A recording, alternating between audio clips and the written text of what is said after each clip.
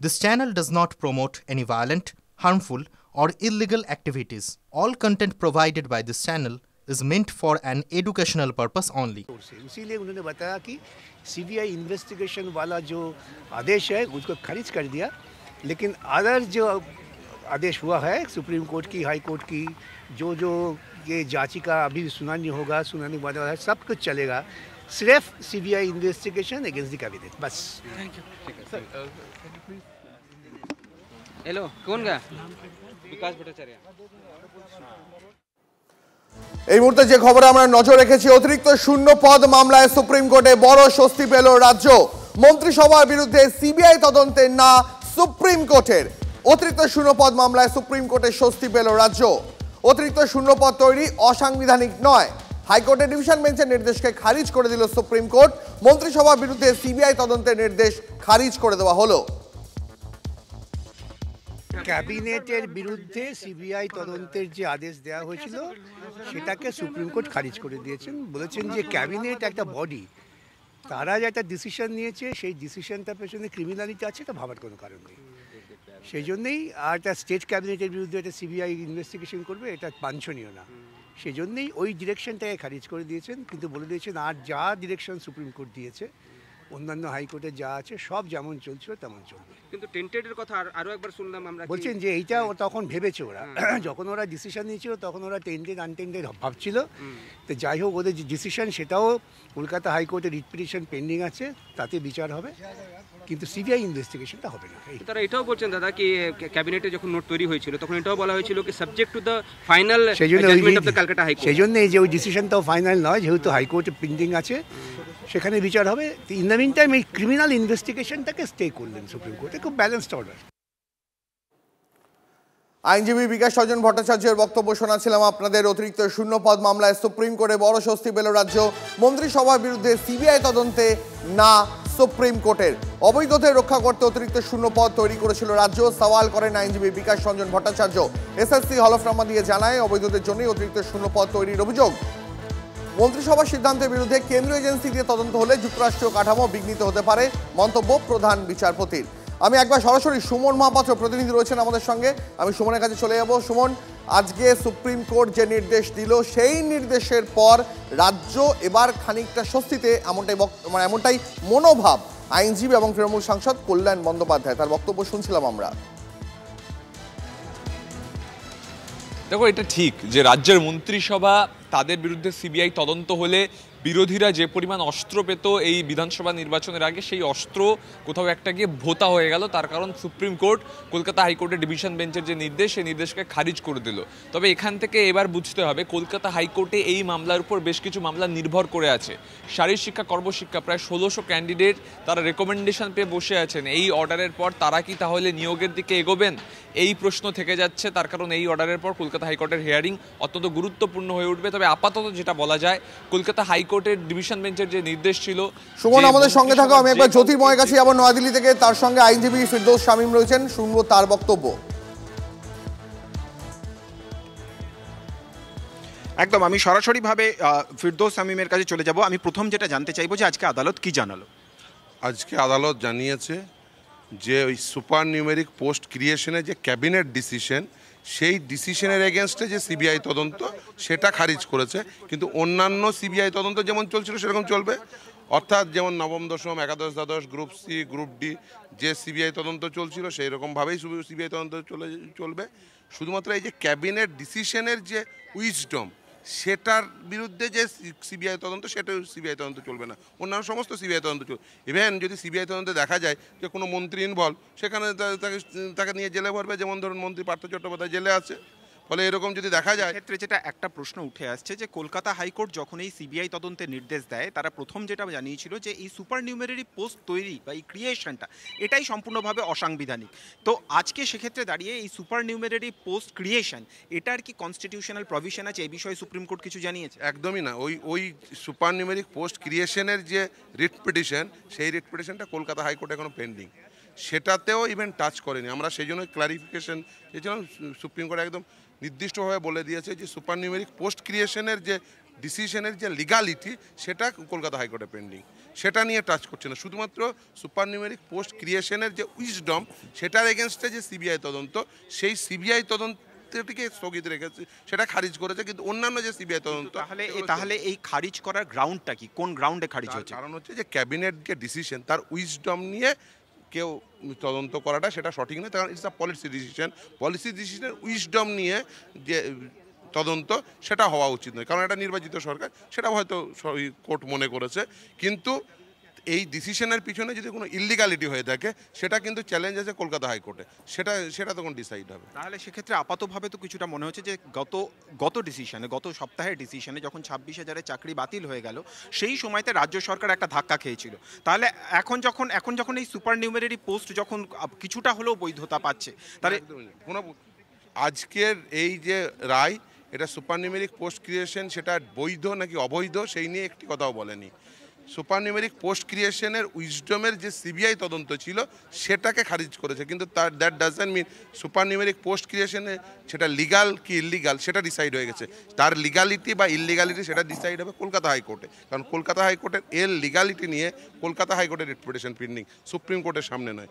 Supreme কোর্টের সামনে যেটা ছিল সেটা হচ্ছে কলকাতা হাইকোর্টের যে সুপার নিউমেরিক পোস্ট ক্রিয়েশনের ডিসিশনের উইজডমের বিরুদ্ধে যে সিবিআই তদন্ত, সেই সিবিআই তদন্তটি খারিজ করেছে। কিন্তু অন্য যে সিবিআই তদন্ত, যেমন নবম দশম একাদশ দ্বাদশ গ্রুপ সি গ্রুপ ডি নিয়ে যত সিবিআই তদন্ত চলছে সমানভাবে চলবে। যদি সেখানে দেখা যায় যে কোনো মন্ত্রী ইনভলভ, তাকে প্রয়োজন হলে যেটা চাকরিহারারা জানতে চাইছেন যে এই সুপার নিউমেরারি পোস্টের এই পুরো বিষয়টি এতদিন পর্যন্ত বিচারাধীন ছিল, এর ফলে শারীর শিক্ষা, কর্মশিক্ষা এক্ষেত্রে যাদের নিয়োগ হওয়ার কথা ছিল সেটা আটকে ছিল। আজকের এই রায়ের পরে এই নিয়োগগুলো কি কোনোভাবে হওয়া সম্ভব? সেটা ঠিক করবে কলকাতা হাইকোর্ট, কারণ কলকাতা হাইকোর্টের রিট পিটিশন পেন্ডিং, সেই জন্য তো আজকে ক্লিয়ার হয়ে গেছে যে এর লিগালিটি সেটা ডিসাইড করবে Kolkata high court, not supreme court. তার কারণ কোর্ট অফ ফার্স্ট ইনস্ট্যান্স হচ্ছে কলকাতা হাইকোর্ট। কলকাতা হাইকোর্টে সেখানে রিট পিটিশন দায়ের হয়েছে, সেখানে পেন্ডিং, এই ডিসিশনটা পেন্ডিং। ফলে এই ডিসিশনটা কারণ এবং সুপার নিউমেরিক পোস্ট ক্রিয়েশনের যে যদি ক্যাবিনেট মেমো দেখেন, সেখানে কিন্তু কলকাতা হাইকোর্টের আউটকামের উপর নির্ভর করবে, ওটা লেখা ছিল বলেই কিন্তু এটা বেঁচেছে। ফলে কলকাতা হাইকোর্টের পেন্ডিং রিট পিটিশনের ভবিষ্যতের উপরেই ডিপেন্ড করবে যে সুপার নিউমেরিকের লিগালিটি রয়েছে কি রয়নি। কিন্তু সুপ্রিম কোর্ট যখন স্পষ্টভাবে জানিয়ে দিচ্ছে যে এই সুপার নিউমেরিক পোস্ট ক্রিয়েশনের ক্ষেত্রে একটা রাজ্য সরকারের কিছুটা তাদের ক্ষমতা রয়েছে, কারণ এক্ষেত্রে তারা কোনোভাবে হস্তক্ষেপ করলো না, তাহলে সেক্ষেত্রে দাঁড়িয়ে হাইকোর্টে নতুন করে কি বিচারটা হবে? অবশ্যই, কারণ হচ্ছে সুপার নিউমেরিক পোস্ট ক্রিয়েশনে যে করা হয়েছে সেটা আমরা যখন আর্গুমেন্ট করবো, তো কারণ ভ্যাকেন্সি কীভাবে ক্রিয়েট হয় তারও একটা আইন রয়েছে। আজকে কিন্তু সেই আর্গুমেন্ট হয়নি। ভ্যাকেন্সি আপনার ইচ্ছা হলো আমি কাউকে চাকরি দিয়ে দিলাম, এরকম করে হয় না। তাহলে অন্য আপনার পছন্দের 50 জনকে চাকরি দিলেন আর বাকি জনদের চাকরি দিলেন না, এইভাবে তো হয় না। সুপার নিউমেরিক পোস্ট ক্রিয়েশন ইচ্ছা হলো আর করে দিলাম। কখন ক্রিয়েট হয়? যখন ধরুন দীর্ঘদিন চাকরি করছে, লিগালিটি হয়নি, তখন সেটা নিয়ে হয়তো একটা পোস্ট ক্রিয়েট হলো, সেটা নিয়ে সুপার নিউমেরিক পোস্ট ক্রিয়েট হতে পারে। কিন্তু ইচ্ছা হলো, আমার মনে হলো আমি সুপার নিউমেরিক পোস্ট ক্রিয়েট করবো, সেটা হতে পারে। একটা রাজনৈতিক লড়াইও শুরু হয়ে গিয়েছে। কিছুক্ষণ আগেই কল্যাণ বন্দ্যোপাধ্যায় TV9 বাংলার সঙ্গে কথা বলছিলেন, তিনি জানিয়েছেন সরাসরিভাবে যে আজকের এই নির্দেশের পরে সিপিএমের আইনজীবীরা কি করবেন। বিকাশ রঞ্জন ভট্টাচার্য আপনার নাম করে, শামীমের নাম করে তিনি বলছেন যে, কল্যাণ বন্দ্যোপাধ্যায় বলছেন যে সিপিএমের আইনজীবীরা এবার কি করবেন, কারণ সুপার নিউমেরিক পোস্ট আইনি বৈধতা পেয়েছে বলে তিনি দাবি করছেন।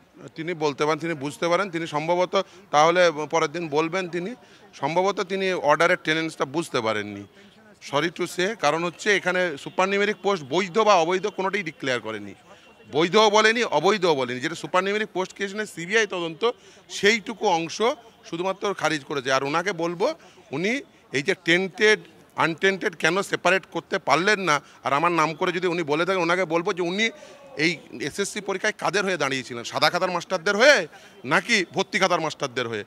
ওনাকে বলতে বলবেন সাদা খাতার মাস্টারদের হয়ে দাঁড়ানোর ফলে আজকে পুরো প্যানেলটা ডুবেছে। উনি বারবার ধরে বলছেন যে গতকাল পর্যন্ত আপনারা চেষ্টা করছিলেন যাতে চাকরি বাতিল হয়, গতকাল পর্যন্ত মমতা বন্দ্যোপাধ্যায়কে জেলে ঢোকানোর চেষ্টা হচ্ছিল, আজকে সেই রাস্তাটা সুপ্রিম কোর্ট বন্ধ করে দিল। একদমই উনি ভুল বুঝেছেন। সুপার নিউমেরিক পোস্ট ক্রিয়েশনের মমতা বন্দ্যোপাধ্যায় জেলে যাবেন তা নয়, কিন্তু মমতা বন্দ্যোপাধ্যায় এই যে দুর্নীতি তদন্ত চলছে, এই নবম দশমের দুর্নীতি কে শুরু করেছে? বুঝতে পেরেছি জ্যোতির্ময়, নজর রাখো। আপাতত তোমাকে অনেক ধন্যবাদ। তৃণমূল সাংসদ কল্যাণ বন্দ্যোপাধ্যায় তিনি কি জানিয়েছেন TV9 বাংলাকে এই নির্দেশের পর, শোনাবো আপনাদের।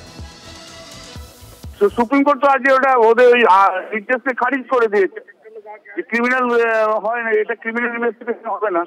আর বললো যে ক্যাবিনেট মানে অবজারভেশনের ক্যাবিনেট তো একটা সুপার নিউমেরি পোস্ট তৈরি করতে চেয়েছে এবং তার জন্য বলেছিল যে subject to outcome of this petition. সেটা তো এখনো হয়নি, সেখানে কোনো ক্রিমিনালিটি নেই। আর ক্যাবিনেটের ডিসিশনকে চ্যালেঞ্জ করা যায় না কোর্টে, সেটাও সুপ্রিম কোর্ট বলেছে। কিন্তু সমস্যা অন্য হয়ে গেল যে এই যে সিপিএম এর লোকগুলো কি করবে আজ থেকে বাজারে। আজকে কাল থেকে বলছিল মমতা ব্যানার্জিকে অ্যারেস্ট করে বলে বুক চিপিয়ে লাফাচ্ছিল, লাফালাফি করছিল। আজকে কি হবে তাদের? আর জায়গা পেল না। মমতা ব্যানার্জি সব তৃণমূলের ক্যাবিনেটের সবাইকে যে মন্ত্রীদের ঢোকায় বলছিল, সেটা তো হলো না। আর পরে খবরে নজর রাখবো, মত্ত পরিচালকের হাতে স্টিয়ারিং, বেপরোয়া গতির বলি পথচারী। ঠাকুরপুকুরে ভরা বাজারে একের পর এক গাড়িতে ধাক্কা, মৃত্যু। মত্ত অবস্থায় গাড়ি চালিয়ে পুলিশ হেফাজতে সিদ্ধান্ত দাস। অভিযুক্ত সিরিয়াল পরিচালকের বিরুদ্ধে অনিচ্ছাকৃত খুনের ধারা। কথা বলবো এই বিষয়ে, আরো বিস্তারিত জানবো আমাদের সঙ্গে আমাদের সহকর্মী সৌভিক রয়েছেন। সৌভিক, ঘটনাটা ঠিক কি ঘটেছিল এখনো পর্যন্ত আরো একবার তোমার থেকে জানতে চাইবো, এবং যারা অভিযুক্ত তাদের বিরুদ্ধে কি কি ব্যবস্থা নেওয়া হয়েছে? দেখো, যারা অভিযুক্ত শুধুমাত্র সিদ্ধান্ত দাসকে ইতিমধ্যেই কিন্তু কলকাতা পুলিশ অ্যারেস্ট করেছে ঠাকুরপুকুর থানা। গতকালকে তাকে আলিপুর আদালতে তোলা হয় এবং 3 দিনের পুলিশ কাস্টাডি দেওয়া হয়। কিন্তু এখানে একটা প্রশ্ন আছে, যেখানে পুলিশের তরফ থেকে অনিচ্ছাকৃত খুনের মামলা করা হয়েছে এবং বলা হয়েছে যে গাড়িটি ঠাকুরপুকুর বাজারে গিয়ে ধাক্কা মারে বহু মানুষকে, সেই গাড়িটি ব্রেক ফেল হয়ে গেছিল। আমি পরিবারের লোকজন, অর্থাৎ যে আমিনুর রহমান মারা গেছেন তার পরিবারের লোকজনের সঙ্গে কথা বলবো। তাদের কিন্তু নির্দিষ্ট অভিযোগ যে ইচ্ছাকৃত খুন করা হয়েছে। আমি সরাসরি কথা বলে নেবো। পুলিশের তরফ থেকে বারবার বলা হচ্ছে যে গাড়িটি ব্রেক ফেল হয়ে গেছিল এবং সেই গাড়িটি ব্রেক ফেল হওয়ার জন্য গিয়ে ধাক্কা মারে। আপনাদের কি বক্তব্য? না না, কোনো মতেই ওটা ব্রেক ফেল গাড়ি ছিল না। গাড়িটি বারবার দাঁড়াচ্ছে এবং ফুল পিক আপ তুলে নিয়ে আবার বেরোচ্ছে, আবার ব্রেক করছে। তাহলে কি করে ব্রেক ফেল হয়? আমাদের এখানে সিসিটিভি ক্যামেরায় সব কটা ছবি ধরা পড়েছে। আপনাদেরকে আমরা তুলে দেব সেই সিসিটিভি ক্যামেরা, যে কিভাবে গাড়িটা দাঁড়াচ্ছে কিভাবে। পুলিশের তরফ থেকে বলা হচ্ছে যে অনিচ্ছাকৃত খুন। না না, এটা ইচ্ছাকৃত খুন। নাহলে এতজন কি দেখছেন তো কিভাবে এরকম ভাবে ঘষড়ে নিয়ে মেরে ফেলে। আপনাদের কি কোনো রকম সেটেলমেন্ট করে নেওয়ার কথা বলা হয়েছে? না, থানাতে আমার কাকা মারা গিয়েছেন, তো ওর ছেলেকে, উনি যখন হসপিটালে ছিল ছেলে, ওখান থেকে থানা থেকে ফোন করে ওকে থানায় ডাকা হয় এবং যারা অ্যাক্সিডেন্ট করেছে তাদের ফ্যামিলির লোক থানায় ছিল, আর তাকে বলা হয় যে তোমরা একটু সেটেলমেন্ট করে নাও ওদের সঙ্গে। থানা থেকে বলা হয় এবং ওদের অ্যাডভোকেটও কিছু ছিল। সম্ভবত পয়সার বিনিময়। গান্ধী মারা গিয়েছে, তখন গান্ধী যখন বেঁচে ছিল তখন কথা বলেছে, এখন গান্ধী মারা গিয়েছে তাও সেই কথাই হচ্ছে, গান্ধীজির কথাই হচ্ছে, পয়সার বিনিময়। গাড়ির মধ্যে কি কি পাওয়া গেছে? গাড়ির ভেতরে মদের বোতল, 7খানা মদের বোতল পাওয়া গেছিল, গাঁজা পাওয়া গেছে, গাঁজার কলকে পাওয়া গেছে। কোনো এফআইআর কপিতে আমরা তুলে দেবো, এফআইআর কপিতে কোনো এরকম উল্লেখ নেই। আপনাদের কি মনে হয় যে প্রভাবশালী থাকার জন্য কি পুলিশ? অবশ্যই অবশ্যই, এটা প্রভাবশালী হওয়ার জন্য ওদেরকে বাঁচানোর চেষ্টা করা হচ্ছে। অর্থাৎ তুমি বুঝতে পারছো যে পরিবারের লোকজনের অভিযোগ যে প্রভাবশালী হওয়ার জন্যই কিন্তু বাঁচাবার চেষ্টা করা হচ্ছে। কারণ যেটা বক্তব্য যে গাড়ির মধ্যে 7টি মদের বোতল ছিল, যেটা প্রত্যক্ষদর্শীরা দেখেছে, গাজার কলকে ছিল, সেগুলো কিন্তু এফআইআর কপিতে নেই। এবং সবচেয়ে ভয়ঙ্কর যেটা অভিযোগ করছে যে পরিবারের লোকজনের সঙ্গে পুলিশ তাদেরকে ডেকে বলছে যে সেটেলমেন্ট করে নিতে পয়সার বিনিময়ে। সাংঘাতিক অভিযোগ, সবই সাংঘাতিক অভিযোগ, এ নিয়ে কোনো সন্দেহের অবকাশ নেই। অর্থাৎ একটি বাগান বাড়িতে সেখানে রাতভর মদ্যপানের পর মত্ত অবস্থায় গাড়ি চালিয়ে বাজারের মধ্যে প্রায় ঢুকে সেখানে বেশ কয়েকজনকে পরপর ধাক্কা এবং তাতে মৃত্যু। কি বলছেন অভিনেতা আরিয়ান, শোনাবো তাদের বক্তব্য এবং পাশাপাশি শোনাবো অভিনেত্রী রূপাঞ্জনার বক্তব্য। আমিও লর্ড জিনিসে আমি তো চলে এসেছিলাম আমার বাড়িতে, তারপরে ওরা দেখা করতে আসে, তারপরে ওরা তো যায়। তো তখন তারপরে আর কি হয়েছে তো তাই, তারপরে আমি তো আমার কল টাইম আছে, আমি তো ঘুমিয়ে পড়েছিলাম, তারপর ওখান থেকে যখন বেরিয়েছে ওরা, তারপরে কি হয়েছে আমি তারপরে এসে তারপরে সব জানতে পেরেছি। গাড়িতে তো ছিলামই, আমার নিজের গাড়ি আছে, আমার নিজের ড্রাইভার আছে। আচ্ছা, আমি আমার নিজের ড্রাইভার চালাই সারাক্ষণ। আমি গেছিলাম, একটা সাকসেস ইয়েটা ছিল ভালো রেটিং এর জন্য আমাদের সেইখান থেকে আমি ওখান থেকে আমার নিজের গাড়িতেই আমি বাড়ি ফিরেছি। আরো একবার জানাই আপনাদের, মত্ত পরিচালকের হাতে স্টিয়ারিং, বেপরোয়া গতির বলি পথচারী। ঠাকুরপুকুরে ভরা বাজারে পরপর গাড়িতে ধাক্কা, মৃত্যু। মত্ত অবস্থায় গাড়ি চালিয়ে পুলিশে হেফাজতে সিদ্ধান্ত দাস। অভিযোগ যে পরিচালক এবং তার সঙ্গে যারা ছিলেন, সেই গাড়িতে যারা চালাচ্ছিলেন, তারা এতটাই প্রভাবশালী যে যাদের ধাক্কা মেরেছেন, যারা নিহত আহত তাদের পরিবারকে টাকা দিয়ে গোটা বিষয়টা মিটমাট করে নেওয়ার চেষ্টা হচ্ছে, এমনটাই বলছে মৃতের পরিবার। কি বলছেন স্থানীয়রা যারা এই ঘটনা একদম সামনে দাঁড়িয়ে রেখেছেন, শোনাবো তাদের বক্তব্য। তারা গাড়ির জন্য 4 জন ছিল, 2 লেডিস আর দুটো ছেলে। একটা লেডিস পালিয়ে গেল, ঠিক আছে, আর ড্রাইভারটা পালিয়ে গেল। যে বসেছিল সে পুরো ড্রিঙ্ক করেছিল, এত নেশা করেছে তাকে মানে তোলার ক্ষমতা নেই। গাড়ির মধ্যে সবাই কি ড্রিঙ্ক করেছিল? হ্যাঁ, সবাই ড্রিঙ্ক করেছিল। আমার বিয়ে মশাই হয় কিছুদিন, মানে 1 সপ্তাহ পরে ওনার ছেলের সঙ্গে আমার মেয়ের বিয়ে হওয়ার কথা ছিল। মানে উনি তো একটা কাজে গিয়েছিল, উনি তো এরকম হওয়ার কোনো কথাই ছিল না। এই যে গাড়িটা, এটা কিন্তু সম্পূর্ণ পুলিশের গাফিলতিতে এত বড় একটা ঘটনা ঘটেছে। যদি পুলিশরা ঠিকভাবে যদি কাজ করে থাকতো, মানে স্পটে ঠিক সময় থাকতো, ওই জায়গাটা যদি পুলিশ ঠিক মতো থাকতেন, তাহলে এই এত বড় ঘটনাটা ঘটতেন না। টলিউডের মধ্য থেকেই একটা অংশ এই ঘটনা তীব্র সমালোচনা করছেন। তারা বলছেন মত্ত অবস্থায় এভাবে একজন পরিচালক গাড়ি চালিয়ে বেশ কয়েকজনকে পরপর আহত করলেন, এমনকি একজনের মৃত্যু হলো। এই গোটা ঘটনায় টলিউডে নিন্দার ঝড় উঠেছে। কি বলছেন অভিনেত্রী রূপাঞ্জনা, শোনাবো তার বক্তব্য। এটা আমাদের জন্য রবিবারটা খুব কালো দিন ছিল, নিঃসন্দেহে খুব কালো দিন ছিল, কিন্তু একদম অস্বীকার করে দেওয়া যায় না বা উড়িয়ে দেওয়া যায় না যে একটা সোশ্যাল লাইফ কারণ নেই।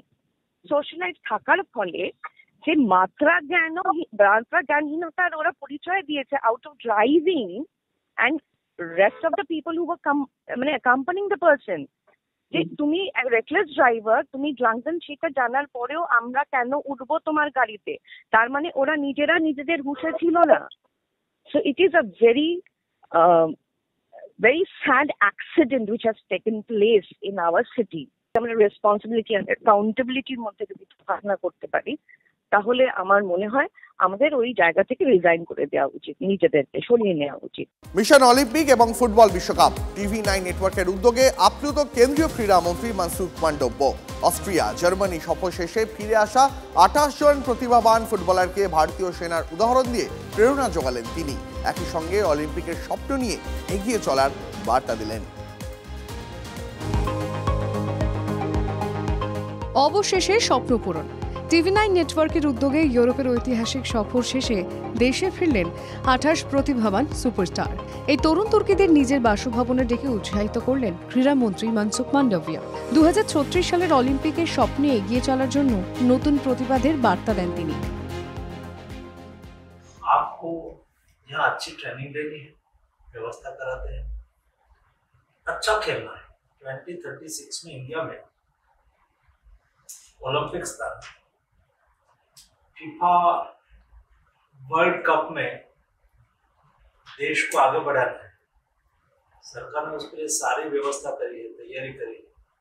आपको एकदम खेलना है, जोश के साथ खेलना है और सेलिब्रिटी बनना है। এই 28 প্রতিভাবান ফুটবলারকে আলাদা করে সংবর্ধনা দেন ভারতে অস্ট্রিয়ার রাষ্ট্রদূত। I have the impression that they all have had a very good and positive experience, and they will keep it in mind, I'm sure, because what one does at that age, usually one doesn't forget.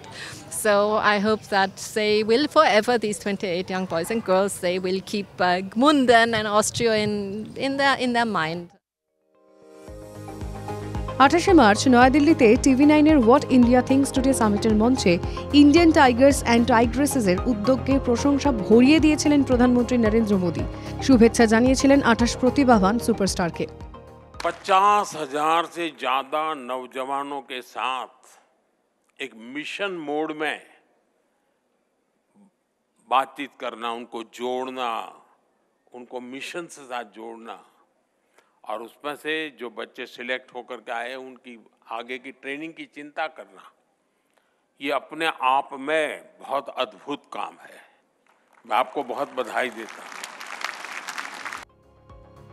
ভারতের সবথেকে বড় football প্রতিভা খোঁজার মহাযজ্ঞের গুরু দায়িত্ব কাঁধে নিয়েছে TV9 network, যার নাম Indian Tigers ও Tigress. তাতে অভূতপূর্ব সাড়া মিলেছে। 50,000-এর বেশি ছেলে ও মেয়ে এর জন্য রেজিস্ট্রেশন করেছিল।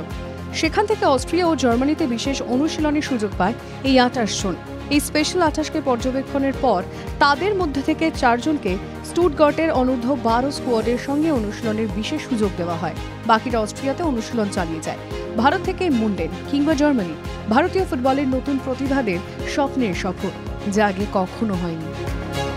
Bureau report, TV9 Bangla.